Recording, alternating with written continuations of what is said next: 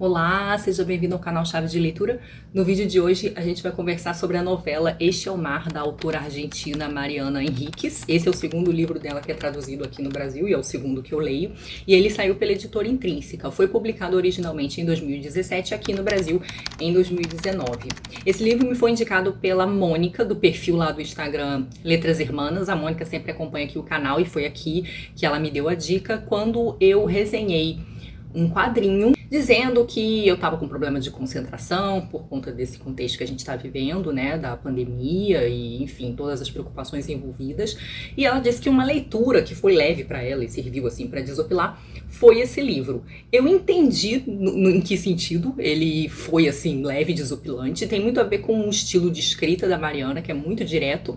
Esse é um romance muito centrado no desenvolvimento da ação. Ele não é um livro muito profundo no sentido das reflexões, né, ou um romance contemplativo, nada disso. É uma novela bem focada em ação, mas é uma novela do gênero fantasia, que é um gênero que eu não leio muito, mas que eu achei que ela explorou de modo interessante e que dialogou bastante com as leituras que eu tenho feito aqui no canal esse ano. Nos últimos anos, se a gente for considerar o Circe, enfim, o Medea, o Canção de Aquiles, outros livros, outros recontos também de mitos. Este é o Mar é a história da Helena, que é um ser mitológico. Ela começa fazendo parte de um grupo de seres mitológicos chamado Enxame, que é composto todo por seres femininos. E a função do Enxame é insuflar, alimentar o fanatismo dos fãs de astros do rock. Aqui no início do romance, elas falam que a sua função é exclusivamente ligada aos astros do rock, que quem trabalha com as lendas femininas do rock ou com as lendas do cinema são outros seres mitológicos. E a Helena está se esforçando para ser alçada a uma categoria mitológica superior, que seria a das luminosas. As luminosas são responsáveis por criar as lendas do rock, então elas não trabalham com os fãs, elas trabalham com os artistas, e elas são responsáveis por tornar esses artistas em ídolos.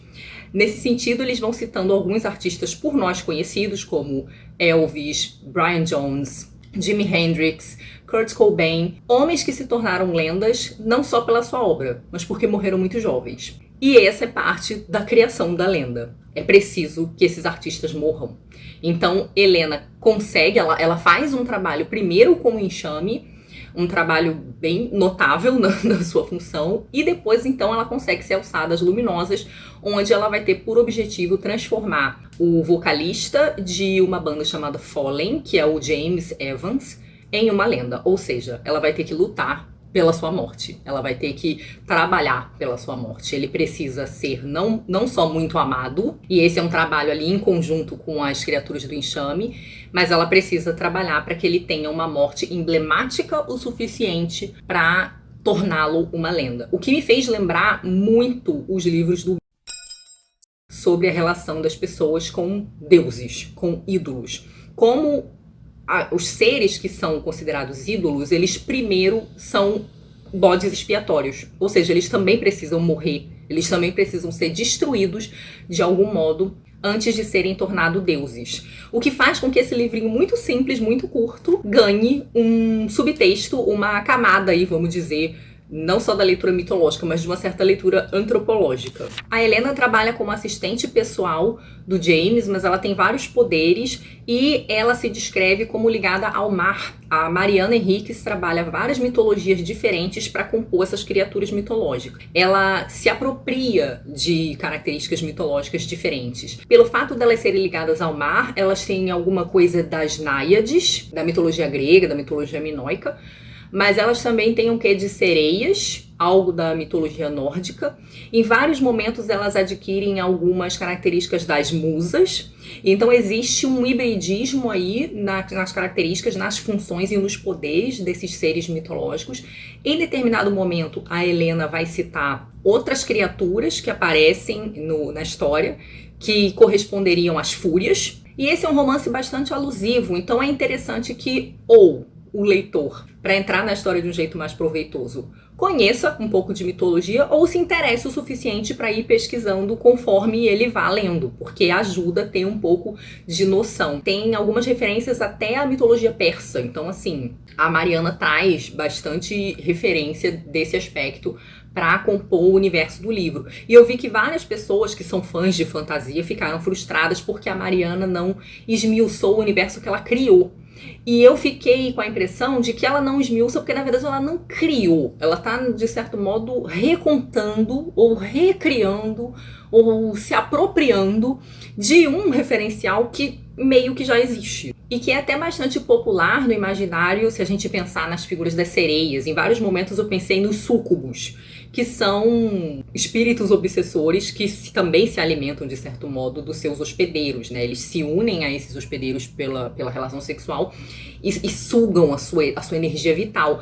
O que tem muito a ver com o que as luminosas fazem também, e não só as luminosas, mas também as criaturas do enxame. O livro também tem um subtexto psicológico muito interessante, porque a Mariana vai mostrando como os fãs dos ídolos do rock se comportam como pessoas, grupos, comunidades religiosas. Esses grupos oferecem vários sacrifícios, fazem peregrinações, não dormem. Então existe todo um sacrifício próprio no sentido de acompanhar esse ídolo. E também existe um desejo inconsciente de consumir o ídolo, né? Não se consome só a obra de arte que esse ídolo produz, se consome a pessoa do ídolo. O que tem muito a ver com a história desses ídolos trágicos que acabaram morrendo. Eu lembrei de várias histórias relacionadas não só a esses ídolos que são citados aqui, os masculinos, mas eu lembrei muito recentemente da história da Amy Winehouse, por exemplo, ou da Britney Spears, que está sendo aí explorada num documentário que saiu, né, da relação dela com o pai dela, que são essas pessoas que pagam um preço muito alto por serem famosas, porque não se trata mais só da arte delas, se trata da vida delas. E essas pessoas acabam ficando doentes, muitas vezes desenvolvem adicção, são pessoas que entram em padrões destrutivos. E esses padrões existem tanto para quem admira, quanto para quem é o ídolo, né? Para quem é o idolatrado. Eu me lembrei do John Lennon, na verdade eu não me lembrei, ele é citado aqui, né? O John Lennon, que foi assassinado por um fã. Né? Então, assim, um fã talvez desequilibrado, não sei, um fã que disse que ouviu vozes e leu mensagens num romance, que se eu não me engano foi o Acompanhador do Campo de Centeio, mas a Mariana parece acenar para a pulsão de morte que existe no desejo. Como o desejo envolve um desejo de consumir o objeto do desejo e como consumir envolve algum tipo de destruição. E eu acho que essa é uma ótima sacada que ela tem. Na página 26, Vashti, a líder das luminosas, descreve como elas são para Helena. Não somos tão diferentes. Sonhamos como eles. Também sentimos, ainda que o modo como sentimos seja diferente. Sabemos o que é beleza, sabemos o que é cansaço, mas não nos cansamos. Aprender a beber é mais difícil que aprender a comer. Eles se alimentam comendo. Nós nos alimentamos deles, de suas devoções. Vivemos desse amor, dessa admiração, desse zumbido. E temos que alimentar esse fogo com corpos de vez em quando, para mantê-lo vivo e nos mantermos vivas. Nesse sentido da leitura psicológica, que também é um pouco de leitura social, talvez de uma psicologia social, existe um paralelo entre essas criaturas que são como súcubos e se alimentam dessas criaturas, que ou elas estão insuflando para ser fanáticas ou elas estão tentando tornar ídolos, com os fãs. E com a própria indústria também, a indústria musical, que de certo modo também se alimenta desses artistas, né? Também suga a sua energia vital, de certo modo. E é curioso porque esses paralelos, esses subtextos, eles são todos sutis. O livro não tem essa profundidade textual ou aquele caráter semi-ensaístico que a gente vê em alguns momentos. Como, por exemplo, para citar uma autora que explora o reconto, a releitura de mitos, tendendo mais para essa leitura ensaística, que é a Christa Wolf, que eu resenhei aí outro dia aqui no canal. Tem vídeo sobre os livros dela, Medeia e Cassandra, né? A Christa já tende mais a uma reflexão mais contemplativa, algo mais ensaístico. A Mariana que não, ela joga esses paralelos assim de modo sutil, mas eles estão lá e eu achei isso interessante. O que John Lennon fazia caminhando sozinho sem guarda-costas? Por que ninguém havia visto Jim Morrison depois de sua morte? Por que alguém tão famoso estava em tamanha solidão? Por que ninguém havia procurado Kurt Cobain em sua própria casa? E quem eram os amigos que tinham entrado e saído nos dias anteriores, furtivos e misteriosos? Como ninguém percebeu que Brian Jones se afogava na piscina? Por que ninguém soube quem havia matado Nancy? E logo, quem havia dado heroína a Sid? Por que ninguém acompanhava Elvis na última noite se sabiam quanto ele estava frágil? Todas as mortes pareciam fragmentos de um sonho esquecido, sem uma explicação de verdade, porque a explicação era a presença das luminosas. Elas provocavam aquele estado latente, intermediário, suspenso. Esse fragmento nos mostra o estado de solidão em que essas pessoas chegam, né? Tem a ver com aquela coisa do preço alto a se pagar. Se tornar um ídolo torna a pessoa isolada, de certo modo. E tem ecos aí de literatura antiga, né? De que a pessoa tem que morrer cedo e tem que morrer de morte trágica, né? Então, essas figuras que são citadas aqui, ou elas foram assassinadas, ou elas morreram de overdose. Algumas mortes foram acidentais, como a do Brian Jones, que se afogou na piscina. Então, precisa ter esse elemento trágico e de juventude, de desperdício trágico, para que a pessoa fosse, vamos dizer assim, alçada a mito. Mas muitas dessas pessoas estavam nessa situação de vulnerabilidade emocional, né, e de saúde, por conta da solidão imensa em que elas acabam se encontrando, né. O livrinho não tem um enredo super original, mas pro final a gente vai entendendo mais ou menos o que vai acontecer. São paralelos interessantes, mas aí já não posso falar porque seriam spoilers. E foi sim uma leitura de distração. No entanto, ele tem o quê de bastante sombrio, ele vai tratar de mortes, ele traz algumas histórias de exploração, vários tipos de exploração. Esse é um outro tipo de questão que é explorada aqui, que de certo modo é explorada também no outro livro da Mariana, que é As Coisas que Perdemos no Fogo, embora com uma perspectiva diferente. Eu conheço muita gente que leu As Coisas que Perdemos no Fogo, que é um livro que eu amo, um livro de contos,